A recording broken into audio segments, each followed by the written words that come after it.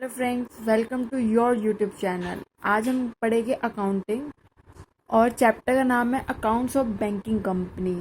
ये वैसे बीकॉम का चैप्टर है और बीकॉम ऑनर्स में भी आता है ये चैप्टर। और क्या कहते हैं, ये वैसे बीकॉम के फोर्थ सेमेस्टर का चैप्टर है। आज हम ये पढ़ेंगे। हम पहले आज इसके फॉर्मेट याद करेंगे और थ्योरी का हम उसकी वीडियो भी अपलोड करेंगे। आप वो भी मेरे प्लेलिस्ट में जाके देख सकते हैं। आज हम फॉर्मेट याद करेंगे, जैसे मैंने अभी आपको बताया। आज हम पहले इसका पूरा फॉर्मेट याद करेंगे, क्योंकि फॉर्मेट नहीं याद होगा तो आप क्वेश्चन नहीं कर पाएंगे। बट कई सोचते हैं बच्चे हम साथ साथ क्वेश्चन के साथ साथ फॉर्मेट भी याद कर लेंगे। बट पहले थोड़ा फॉर्मेट का थोड़ी नॉलेज तो होनी ही चाहिए हर बच्चे को। तो हम पहले इस वीडियो में आज हम फॉर्मेट याद करेंगे। नेक्स्ट वीडियो से हम इसके इलस्ट्रेशन करना स्टार्ट करेंगे वन बाय वन। और टेंशन ना लीजिए, अगर आपको कुछ समझ नहीं आया तो आप मेरे से पूछ सकते हैं, मैं आपको उसका सॉल्यूशन ज़रूर दूंगी। और सबसे इम्पॉर्टेंट बात, जो जो मैं आपको बोल रही हूँ आप वो मेरे साथ साथ रिपीट करेंगे, तभी आपको ये पूरा फॉर्मेट, इसके अंदर शेड्यूल नंबर तभी याद होएंगे। अभी इसमें हम सिर्फ पी एंड एल का अकाउंट का फॉर्मेट ही याद करेंगे। देखिए, अब ये कौन सा फॉर्मेट है, किसका है?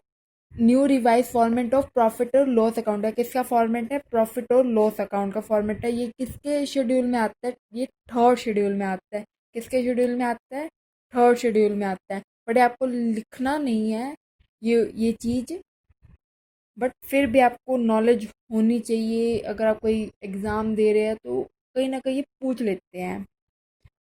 सेक्शन सी सेक्शन कौन सा है? ये 69 है। ये कौन सा सेक्शन है? 69। शेड्यूल कौन सा है? शेड्यूल कौन सा है? थर्ड है। और सेक्शन कौन सा है? 29 है। Schedule third, section 29। अब देखिए, फॉर ये पी एंड एल का ये फॉर्मेट है। देखिए हमें लिखना कैसे है। ये फॉर्म बी है। पी एंड एल की ये फॉर्म बी है। पी एंड एल की क्या है? ये फॉर्म बी है। और ये प्रॉफिट और लॉस, ये फॉर्म आपको यहाँ से लिखना है। Form B, profit and loss account for the year ended 31 March, जो भी ईयर है वो लिखेंगे। इसमें चार आते हैं ग्रुप, कह सकते हो आप इसे। और इसके आगे सब पार्ट हैं। Income, expenditure, profit and loss account और एप्रोप्रिएशंस। क्या आते हैं? Income, expenditure, profit and loss account, appropriation. ये मैं वीडियो इसलिए बना रही हूँ क्योंकि कई बच्चों को याद नहीं हो पाते, तो आप मेरे साथ साथ बोल बोल के आप याद करें। क्योंकि कई बच्चे बीकॉम में तो मोस्टली बच्चे ट्यूशन नहीं रखते, तो उनको एंड टाइम में नहीं समझ आता कैसे याद करे। वो कहते हैं हम न्यूमेरिकल करना चाहते हैं, वो नहीं कर पाते। तो इसलिए आप मेरे साथ साथ बोलो और आपको सब कुछ याद हो जाएगा। Income, expenditure, profit and loss account, appropriation. Income, expenditure, profit and loss account, appropriation. फिर बोलो, income, expenditure, profit and loss account, appropriation. इसके अंदर ना शेड्यूल कितने आते हैं? 4 शेड्यूल आते हैं। कितने आते हैं? 4 शेड्यूल आते हैं। 13, 14, 15, 16 कितने शेड्यूल आते हैं? 4। कितने आते हैं? 4। इसके पार्ट्स कितने हैं? 4। किस में पार्ट है? पी एंड एल में। शेड्यूल कितने हैं? 4। प्रॉफिट एंड लॉस में अकाउंट में आते हैं, और इसमें इसके पार्ट्स कितने हैं? 4। Income, expenditure, profit and loss account, appropriation. अब उसके अंदर पार्ट्स कितने हैं? सबके अंदर दो दो, मिनिमम दो दो। मिनिमम याद करो। इनकम में कितने हैं? 2। इनकम में कितने हैं? 2। इसका भी यूज बताऊंगी क्या है। अभी इधर देखो, यहाँ पे आप पर्टिकुलर्स भी लिख सकते हो। यहाँ पे नहीं लिखा बट आप लिख सकते हो पर्टिकुलर्स। इनकम, इनकम में क्या है? इनकम अर्न और अदर इनकम। जो इनकम आपने अर्न किया है, इसके भी आगे पार्ट्स है, सबसेक्शन। सबसेक्शन नहीं कह सकते, सब पार्ट्स कह सकते हो। इसके अंदर है, वो भी इसी वीडियो में देखेंगे आप। अभी आप इतना याद कीजिए। Income, expenditure, profit and loss account, appropriation. Income, expenditure, profit and loss account, appropriations. Income में क्या आते हैं? इनकम अर्न और अदर इनकम। इनकम अर्न और अदर इनकम। इनमें शेड्यूल कौन सा आता है? 13-14। शेड्यूल कौन सा आता है? 13-14। शेड्यूल कौन सा आता है? 13-14। एक्सपेंडिचर, एक्सपेंडिचर खर्चा होता है जो हमने इंटरेस्ट एक्सपेंडिड जो हमने इंटरेस्ट दिया हो किसी को। ऑपरेटिंग एक्सपेंस हमारे रेगुलेटरी के खर्चे। प्रोविजन एंड कंटीजेंसी लाइबिलिटीज होती है ये भी, जो हमारे प्रोविजंस होते हैं वो। आप देखिए कि जब क्वेश्चन करेंगे प्रोविजंस, अब याद रखिए provision and contingent liability, provision and contingent liability. अब दो याद कर लिया ना आपने। अब दो को एक बार पहले हाथ रख के सुनाते हैं। ऊपर कितने हमारे पार्ट्स हैं? Income, expenditure, profit and loss account, appropriation. उसके शेड्यूल कौन कौन से हैं? शेड्यूल्स भी 4 है। कौन से? 13, 14, 15, 16। और इनकम में कौन सा आता है? इनकम अर्न और अदर इनकम। फिर अगले सेकंड में कौन सा आता है?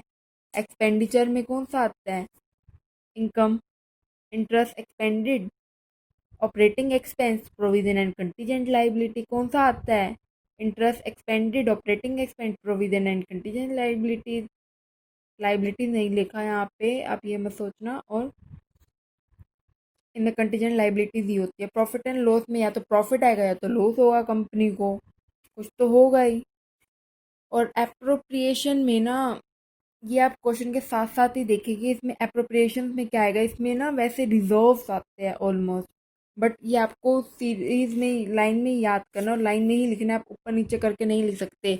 इतना याद रखना, 13, 14, 15, 16, इसके नीचे कुछ नहीं आता, सिर्फ ऑपरेटिंग एक्सपेंसेस तक आता है। कहाँ तक आता है? ऑपरेटिंग एक्सपेंसेस तक।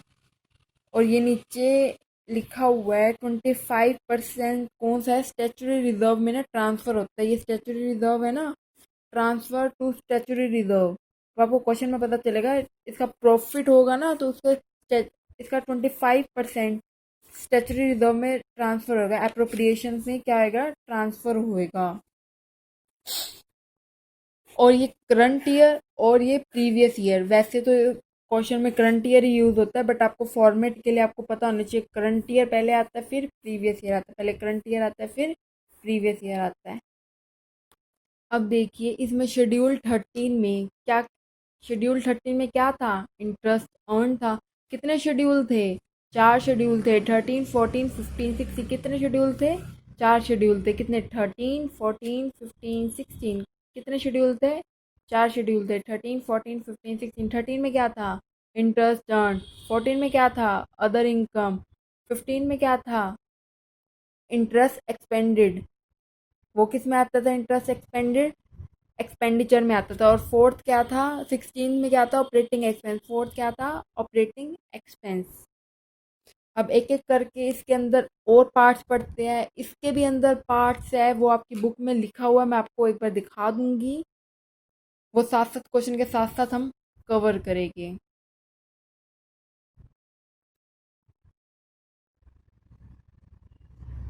देखिए करंट ईयर प्रीवियस आपको समझ आ गया। अब फटाफट ये देखिए, interest on advances and discount on bill. Interest on advances कौन सा? बैंक को दिए गए लोन। इंटरेस्ट अर्न, हमने जो लोन दिए है ना, हम उस पर कमाएंगे पैसा। इनकम में आता है ना इंटरेस्ट अर्न, तो जो हमने किसी और को पैसा दिया होगा तो हमें इंटरेस्ट देगा ना। अगर हमने बैंक को लोन दिया तो बैंक हमें इंटरेस्ट देगा ना। तो इसलिए interest on advance and discount, और हमें डिस्काउंट भी हम ही देंगे, कोई और तो देगा नहीं। तो डिस्काउंट पे भी बिल आपने देखा होगा, BR BP, ये चीज़ें तो पता होगा। हमने बिल डिस्काउंट करा है या बिल डिस्काउंट करवाया है, तो ये वहाँ पे आएगा इसमें इंटरेस्ट। और ये भी याद रखिएगा, ये भी लाइन वाइज होएगी। ये नहीं कि आप आगे पीछे नहीं कर पाएंगे। कहीं आपको पता नहीं, आपको बताया होगा कहीं या नहीं, आपने कहीं से पढ़ा है कि नहीं, बट मैं आपको सारी नॉलेज दे रही हूँ। ये सारे आपको लाइन वाइज याद करने, लाइन में इसके नंबर डिडक्ट होते हैं, तो याद रखना। Interest on advances and discount on bill, समझ आया। इनकम ऑन इन्वेस्टमेंट, आप कहीं पैसा इन्वेस्ट करते हो, प्रॉपर्टी में इन्वेस्ट करते हो, तो आप चाहोगे ना कि हमें उस पर इनकम एक्स्ट्रा मिले, हम प्रॉफिट कमाएं। तो ये वो है income on investment. Interest on balance with RBI, RBI से कोई आपका बैलेंस है तो उस पर इंटरेस्ट आपको मिल रहा है। और इंटर बैंक फंड, कोई आप दो बैंक के बीच में, हमने बैंकों में एक बैंक ने दूसरे बैंक को लोन दे रखा है तो उस पर इंटरेस्ट आपको मिल रहा है। आपका बैंक है कोई, अब मानो बैंक करो, आपका बैंक है तो हमने किसी और बैंक को लोन दे रखा है कुछ कुछ टाइम पीरियड के लिए, तो ये वो चीज़ है। और अदर्स में आप देख सकते हैं, अदर्स में आप देख सकते हैं, ये है दिया हुआ है। अदर्स में it include any other interest, कोई भी इंटरेस्ट है इसके अलावा, discount, income not including the above heads, जो इसमें नहीं आया। और take a screenshot and learn it.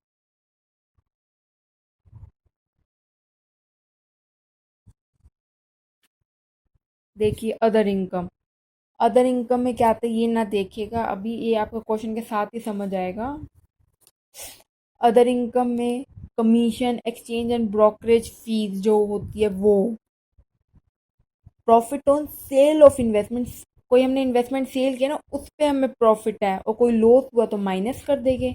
Cell on investment, revaluation का कोई इन्वेस्टमेंट है उसको पहले प्रॉफिट, और मेरे को लॉस है तो लॉस लिख देंगे ब्रैकेट।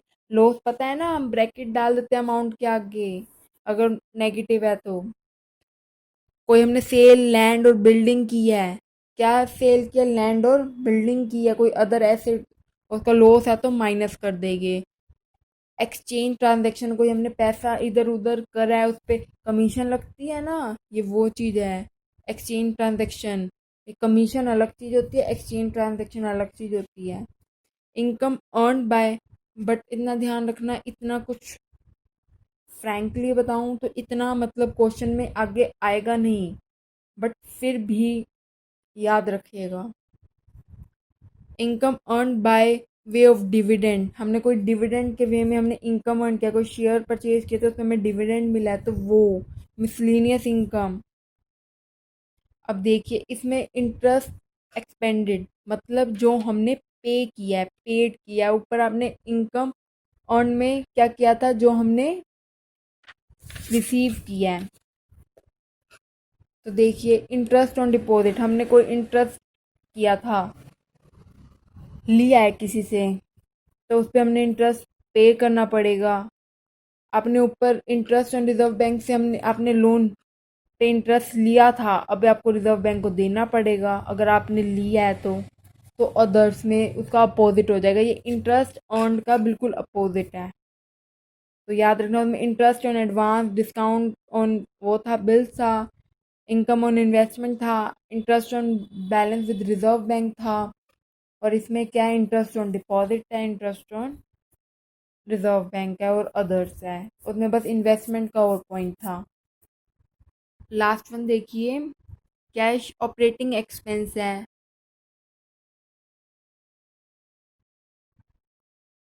इसको लाइन वाइज ही याद करना।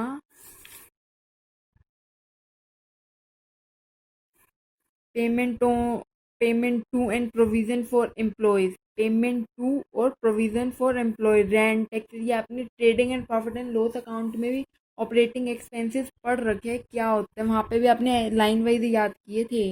Rent and taxes, lightning, printing and stationery, advertisement and publicity, depreciation of bank property, depreciation किस पे, बैंक प्रॉपर्टी पे, director fees, allowances and expenses, auditor fees and expenses, law charges, postage, telephone etcetera, repair and maintenance, insurance, other expenditure.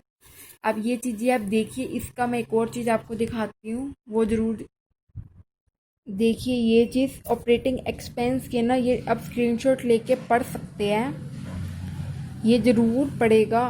और इसमें ये ध्यान रखना है कि डेप्रिसिएशन ऑन बैंक प्रॉपर्टी में नॉन बैंकिंग एसेट कौन से होते हैं, नॉन बैंकिंग एसेट भी डेप्रिसिएशन ऑफ बैंक प्रॉपर्टी आते हैं, याद रखिएगा। और बट आपको क्वेश्चन के साथ साथ ये सारी चीज़ें क्लियर हो जाएगी, आप टेंशन ना लीजिए। और क्या कहते हैं, अदर एक्सपेंडिचर में ध्यान रखिए, all expensive which has not be including, जो ऊपर नहीं आए ना वो सारी चीज़ें अदर एक्सपेंडिचर में आएगी, licence fees, donation, subscription to paper periodically, entertainment expense, और travel expense. Provision and contingent liability में क्या आएंगे? Provision for doubtful debt, taxation और बेड डेट्स, ये ध्यान रखिएगा। Thank you.